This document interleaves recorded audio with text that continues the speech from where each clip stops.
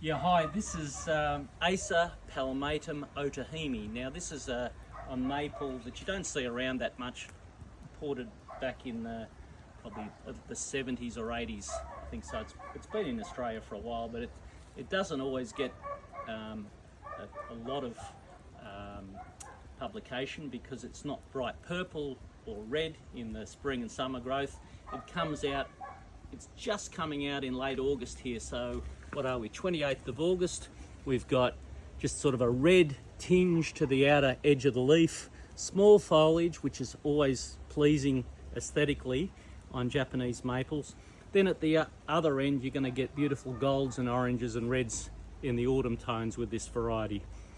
It's a dwarf variety. This one's been clipped into a ball for many years, and just more recently we've sort of cloud pruned it lightly just to open it up a bit.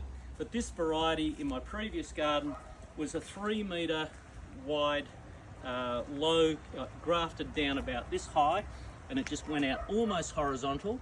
And I did clip the top branches out of it a little to dominate that flat horizontal effect, and it makes a magnificent sort of Japanese garden specimen for pot culture or just in a garden bed like this. It's got a lot of features, and you can see when Craig pruned this for me, he's made the layers. He's a bonsai expert, and he's done this layering and that cloud pruning effect. And we've done the same with conifers here.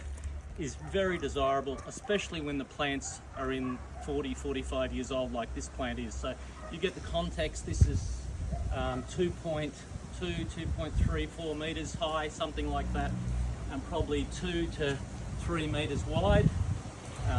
And so in that 45-47 years, that's as big as it's got, with not a lot of pruning. We've done a little bit of thinning out to create that cloud prune effect, but at the end of the day, it's not a big plant, so it will fit into most suburban yards. So a very desirable plant, relatively sun and wind hardy, but being a Japanese maple, if you're north and west of Melbourne or in a very hot location, a windy spot, protect yourself from the north and west winds, because otherwise they will just look a bit disheveled. They won't be the best result. It won't kill them, but they won't look great. So morning sun for Japanese maples, afternoon sun if you're in the Dandenongs, or overhead sun's usually all right, but certainly protect them from 12 o'clock onwards so they don't get that hot wind and sun together, because that's the thing the Japanese maples don't like. So enjoy your gardening. Otohime, Acer palmatum Otohime, great dwarf green Japanese maple.